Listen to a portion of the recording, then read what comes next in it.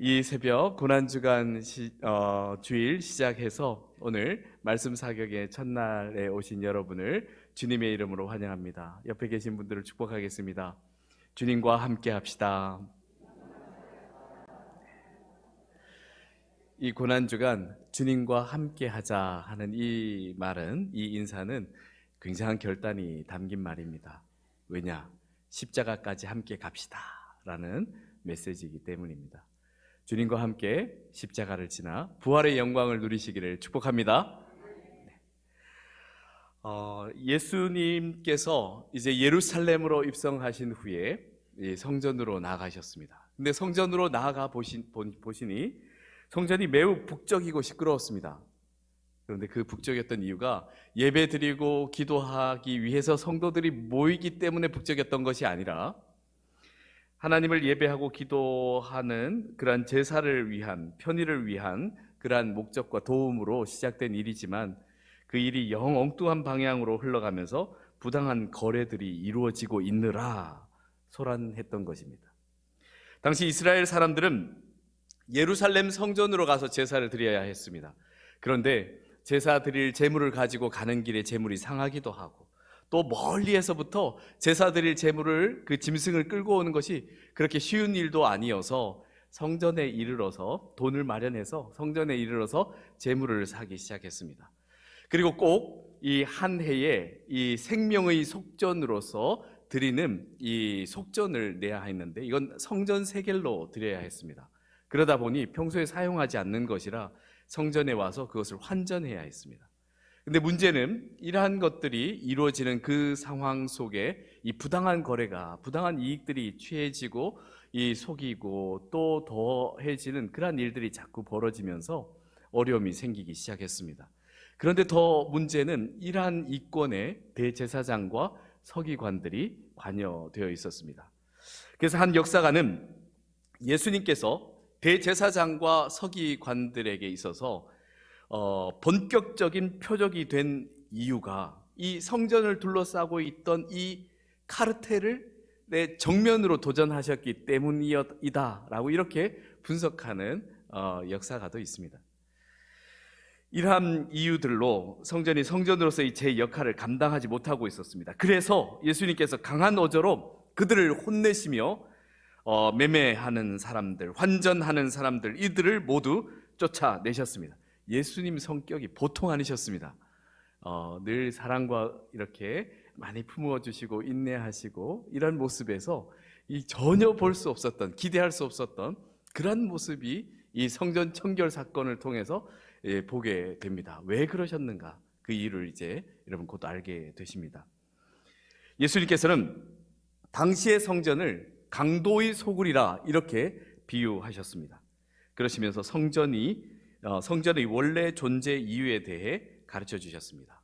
성전은 기도하는 집이라 가르쳐 주셨습니다. 최근에 한 유명한 목사님의 성전 논쟁을 보고는 정말 충격을 받았습니다. 유튜브 보면 여러 말씀들이 막 올라오잖아요. 그것도 잘 구별해서 보셔야겠다 하는 생각을 참 많이 했는데, 비록 은퇴하셨지만 여전히 아주 인기가 많은 목사님입니다. 그런데 성전을 문자적으로 해석해서 성전 시대는 끝이 났으며 현재 예배당은 전혀 성전과는 무관하다는 그러한 논리였습니다. 그러면서 예배당을 성전이라고 상징적으로 표현하는 한국교회 목회자들을 입에 담기도 좀 거북한 표현들로 심하게 비난하는 모습을 보았습니다. 더 놀라운 것은 분명히 잘못된 표현이고 잘못된 분석임에도 이 무턱대고 그분을 추종하면서 영상을 퍼나르고 이 조회수를 높이려는 현상을 보면서 이렇게 인기 위주의 또 다른 세속화가 이 한국 교회에 심각하구나 하는 것을 보게 되었습니다. 사랑 성도 여러분, 최소한 우리 공동체는 바로 알고 성전을 향한 바른 마음가짐을 가져야겠습니다. 성전은 하나님께서 임재하시는 거룩한 처소입니다. 곧 하나님의 영광이 나타나는 곳을 가리킵니다. 그래서 영적인 의미에서 성전의 시대가 끝나버렸다는 것은 있을 수가 없습니다. 이러한 그 성전은 끝났다는 그러한 해석은 성경책을 그저 역사책으로 단순하게 보는 그러한 1차원적인 사고입니다. 역사상 성전이라고 할 때 구약시대의 성막이나 예루살렘 성전이 여기에 해당됩니다. 이곳은 모두 하나님께 제사 곧 예배드리는 장소였습니다. 이후 신약 시대에 이르러서 드디어 예수님께서 십자가에 못 박히심으로 성전, 그 지성소를 가로막고 있던 휘장이 찢어지는 일이 일어났습니다. 그러면서 새로운 영적인 새로운 성전 시대가 시작된 것입니다. 여기에서 이 성경을 깊이 있게 보지 못할 때는 성전 시대는 단지 끝났다고 이렇게 말하게 되는 것입니다. 성전 시대가 끝난 것이 아니라 새로운 참 성전의 시대가 시작된 것입니다. 예수 그리스도께서는 율법을 폐하러 오신 것이 아니라 율법을 완성시키러 오셨습니다. 성전이라는 형식과 외형이 무너지고 예수 그리스도의 십자가 죽음과 부활 위에 새로운 성전이 세워졌습니다. 그래서 새로운 성전이라고 할 때는 어떤 것이냐? 성령께서 내주하시는 성령님께서 내주하시는 성도의 몸, 여러분을 의미하기도 합니다. 고린도전서 3장 16절 말씀입니다. 너희는 너희가 하나님의 성전인 것과 하나님의 성령이 너희 안에 계시는 것을 알지 못하느냐? 아멘. 또한 성도의 공동체를 가리켜 성전이라 하게 됩니다. 너희는 사도들과 선지자들의 터 위에 세우심을 입은 자라. 그리스도 예수께서 친히 모퉁이 돌이 되셨느니라. 그의 안에서 건물마다 서로 연결하여 주 안에서 성전이 되어 가고 너희도 성령 안에서 하나님이 거하실 초소가 되기 위하여 그리스도 예수 안에서 함께 지어져 가느니라. 아멘. 또한 제사 드리던 성전의 개념은 이제 예배 드리는 개념으로 예수 그리스도의 몸된 교회 위에 세워졌습니다. 교회는 영적 측면에서 주의 거룩한 백성의 모임이며 성도 자신을 가리킵니다. 그래서 교회는 정확히 예수 그리스도를 구주로 믿는 공동체입니다. 단순히 건물이 아닙니다. 그런데 원래 교회라는 말 자체가 헬라어로 에클레시아라는 말로서 직역하면 불러서 모았다는 의미입니다. 오늘 이 새벽 주님께서 여러분을 불러서 이 자리로 모으신 줄 믿습니다. 하나님께서 세상에 흩어져 있는 하나님의 백성들을 불러 모으셨다. 그래서 모인 그 공동체가 바로 교회인 것입니다. 그렇게 모인 공동체가 예수 그리스도의 이름으로 하나님께 드리는 것이 예배이며 이 예배 드리는 초소를 가르쳐 예배당, 교회당이라고 하는 겁니다. 그렇기에 교회의 의미에는 단순히 주님의 거룩한 백성의 모임이라는 추상적 개념만 있는 것이 아니라 우리가 이 세상에 믿음의 길을 걸어가는 이 여정 중에 있는 성도는 이 땅에 발을 딛고 살아가는 사람들입니다. 그렇기 때문에 함께 모이는 이 조직 구성 공동체가 있으며 또 함께 거하는 공간이 있고 함께 하는 시간이 있는 것입니다. 구별된 공간과 구별된 시간이 있는 것입니다. 이 모든 것이 종합된 것이 사실 교회입니다. 그렇기 때문에 성전과 교회는 같지 않다던가 성전 시대는 끝났다든지 굳이 예배당에 모일 필요가 없다는 식의 이야기는 참 무의미합니다. 최소한 우리 공동체 지체들만큼은 혹 이렇게 영상을 보실 때 이런 영상들은 잘 걸러서 들으시고 보시길 바랍니다. 지금 우리가 그런 쓸데없는 논쟁을 할 때가 아닙니다. 이 코로나를 지나고 신앙의 기로에 서 있는 많은 공동체들 또 성도들 어떻게 해야겠습니까? 정말 중요한 것은 이 마음 중심입니다. 중요한 것을 우리가 마음에 두어야 합니다. 중요한 것은 우리의 중심, 성도의 중심, 신앙 공동체의 중심입니다. 그 중심에 무엇이 있느냐라는 겁니다. 성전이라고 할 때 말풀이 그대로 하자면 거룩한 집입니다. 우리의 중심, 성도의 중심, 신앙 공동체의 중심에 무엇이 있느냐가 중요합니다. 무엇이 있어야겠습니까? 여호와 하나님께서 그 중심에 계셔야 합니다.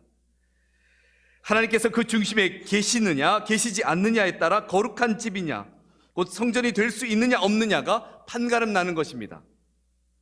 어떤 공동체가 단지 자신들은 교회 건물을 소유하지 않고 있기 때문에 무조건 순수한 공동체라? 글쎄요, 할 수 없습니다. 반대로 화려하고 성스러운 건물이 있다고 해서 저절로 거룩한 공동체라? 이 또한 할 수 없습니다. 그 공동체 속에, 그 성도 속에 중심에 과연 하나님께서 계신가가 정말 중요한 것입니다.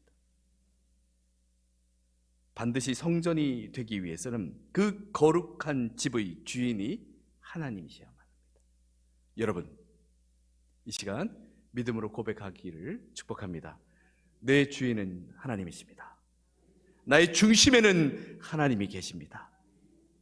혹여나 그럴까 싶은 분들은 주여 내게 오옵소서, 내가 문을 열어 환영하오니 주님께서 나의 주인 되어 주시옵소서. 구할 때 주님께서 여러분의 삶의 주인 되어 주시고 우리 공동체의 주인 되어 주실 줄 믿습니다. 그렇기 때문에 오늘 본문 말씀에서 보는 것처럼 예수님께서는 성전에서 그 핵심은 사라지고 정작 집주인이신 하나님은 내쫓긴 채 거짓된 것들이 성행하고 있는 것을 참고 보실 수 없으셨습니다. 상인들과 환전상들과 대제사장들과 서기관들이 성전에서 그러고 있는 것이 단순히 성전에서 봐주기에는 좀 불편한 비즈니스라고만 보고 넘길 수 없는 일이었습니다. 이는 어떤 일이었느냐? 영혼을 죽이고 있는 일이었습니다. 그래서 예수님께서 조금도 지체할 수 없었던 것입니다. 좋은 말로 타일러서 될 일이 아니었습니다. 그래서 상을 뒤엎으셨습니다. 다 내쫓으셨습니다. 영적 살인을 행하고 있는 현장에서 좋은 말로 타일릴 수 없어서 즉각 중시시키기 위해서 성전에서 다 그렇게 내쫓으신 것입니다. 그렇게 성전을 청결케 하신 후에 예수님께서 말씀하셨습니다. 내 집은 만민이 기도하는 집이라. 예수님은 성전의 존재 이유를 기도하는 것이라고 분명히 말씀해 주셨습니다.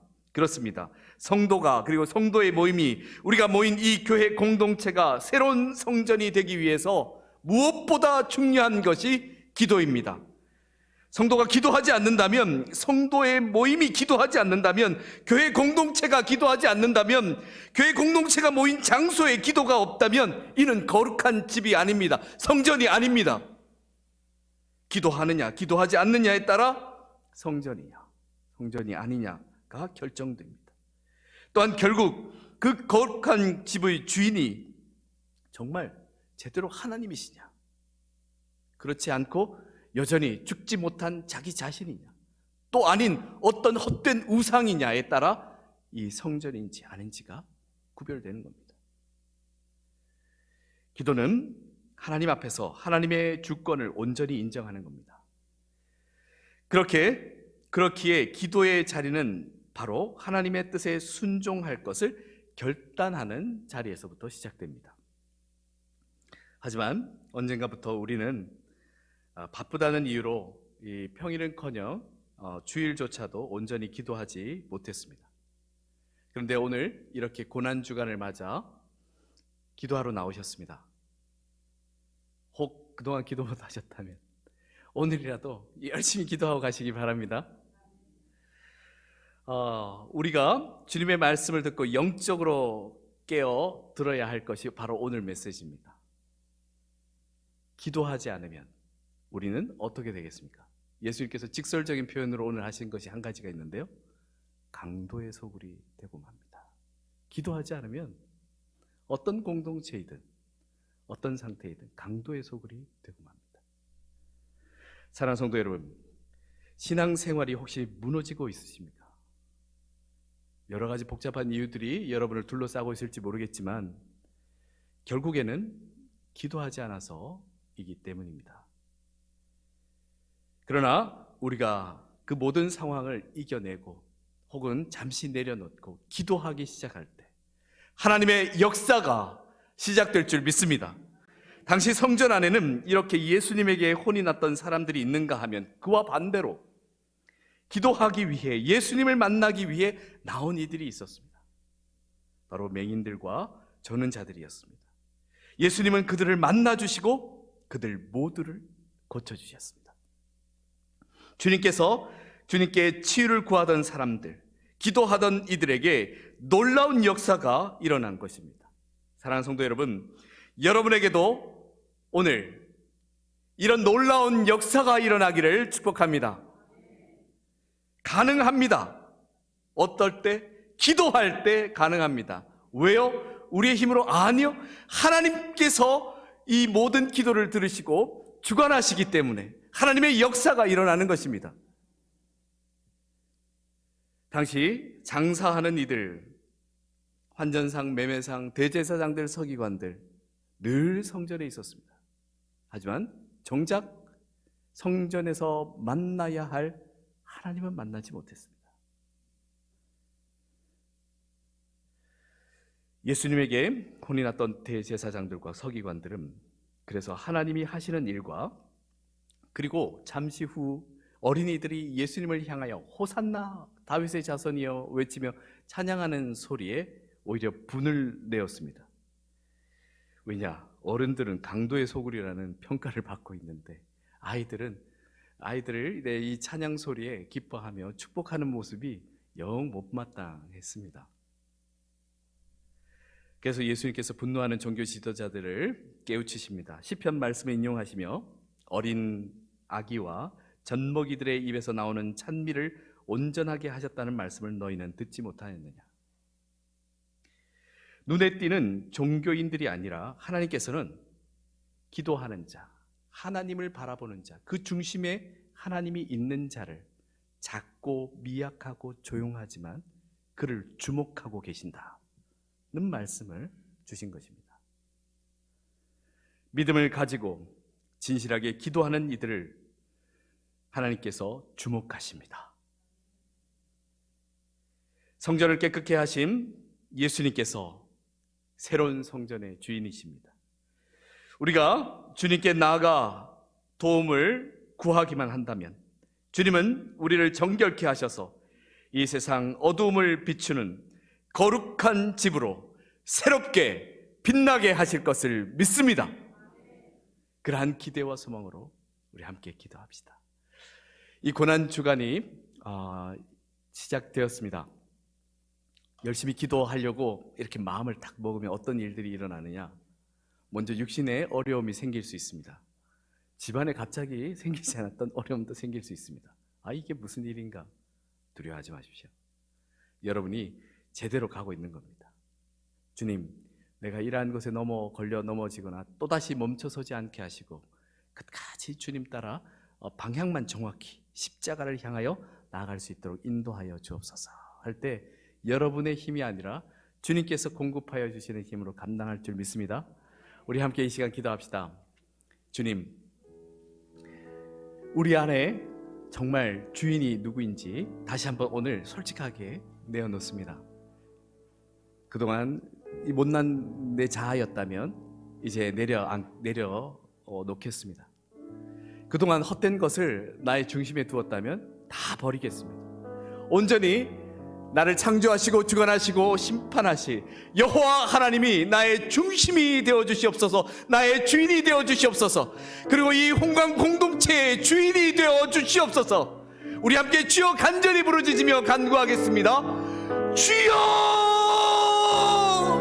아버지 하나님, 주 예수 그리스도께서 이 땅에 오셔서 이제 모든 것을 새롭게 세워야 할 터인데 어떻게 가장 그 영적인 근거인 주님의 전이 온전한지를 주님께서 보셨을 때 단식하며 아버지 하나님께서 주신 그 모든 그 복을 누리지 못하고 오히려 헛된 것들을 논하고 있는 그 자리를 꾸짖으셨습니다.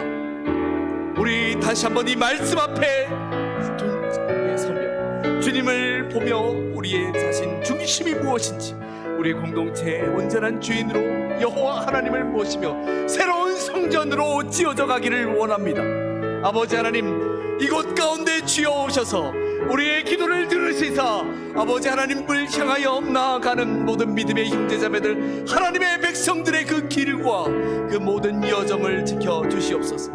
고난주간 기도함으로 새롭게 결단함으로 주 예수 그리스도와 함께 십자가까지 나아가 그 십자가를 지나 부활의 영광까지 이룰 수 있도록 믿음의 백성들의 그 길을 도와주시옵소서, 인도하여 주시옵소서. 새롭게 결단하는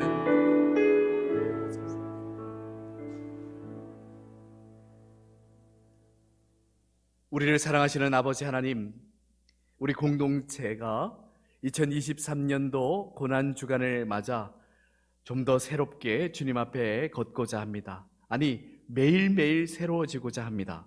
주여, 그 길을 인도하여 주옵소서. 주 예수 그리스도께서 지적하셨던 것, 그 중심에 여호와 하나님이 있는가? 솔직하게 답변할 수 있는 우리 자신, 공동체가 되기를 원합니다. 혹여나 다른 무언가가 있다면 주여, 지금 이 시간 다 내려놓고 정리하게 하시고 온전히 여호와 하나님만을 온전한 주인으로 모시게 하옵소서. 그래서 우리의 인생을 주님께 맡기고 이 세상을 살아가면서도 하나님의 백성으로 담대하게 살아갈 수 있도록 인도하여 주시옵소서. 고난주간 어려움이 있을지라도 주의 십자가 앞으로 나아가겠습니다. 주님과 함께 가겠습니다. 그래서 그 십자가를 지나 부활의 영광까지 이루겠습니다 하는 포부와, 그리고 또한 그러한 기쁨의 그 기도를 주님 앞에 드리며 나아갈 수 있도록 인도하여 주시옵소서. 주여, 주님께서 주신 귀한 은혜가 이곳 가운데 함께하는 믿음의 형제 자매들의 그 삶에 차고 넘치도록 채워주시기를 간절히 원하옵고 우리 주 예수 그리스도의 이름으로 기도드리오며